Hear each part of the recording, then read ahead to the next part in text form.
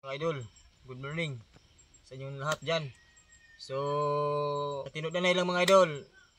Ang pag-vlog sa tinuod lang, lisod kayo kung atong hunaon. Pero kay tungod gani na atong ginigipili ng trabaho mag-antos ta hanggang sa din gid na ato kutob ang atong pag-antos aning sa social media. So, sa pagtuo pa no sa uban, kami kuno nang dako na ko ng income diri sa social media, magtuon na nakasweldo nami.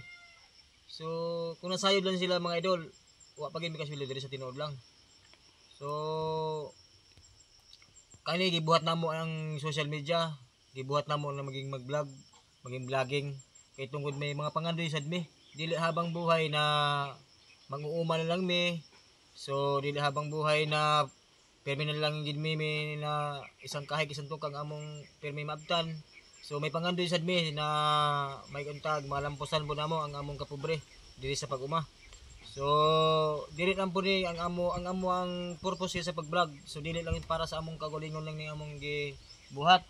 So pag siguro pag swertehon ta diri, paladon ta diri sa atong pag-vlogging, siguro makatabang po sad ta sa atong mga way sad katulad po namo na medyo hirap pod. So maabot nang namo ning among pangandoy.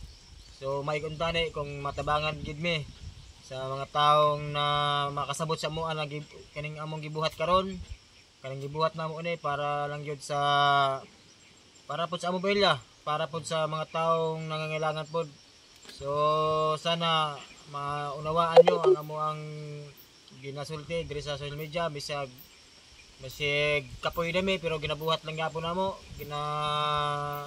sikapan lang gyapon namo na makahimo mig content. So karon wala gani mi karon mga video na maayo. So kay tungod yan ingon na nagwan na sad.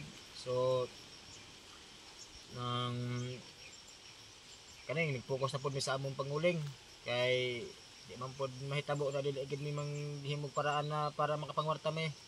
Kay sao na lang kung wala mi laing mapangwartahan, malunsan po ng pamilya. So ginasabay sa mo ang among pag-vlog ug sa among pagtrabaho, palingkamot diri sa uma. So ang among gulay-gulay dili pa man gisad malauman kay bag-o ra sad among gitanom. Sugod pa lang pod. Parehara pa ni sa pag-vlog namo. Sugod pa lang pod.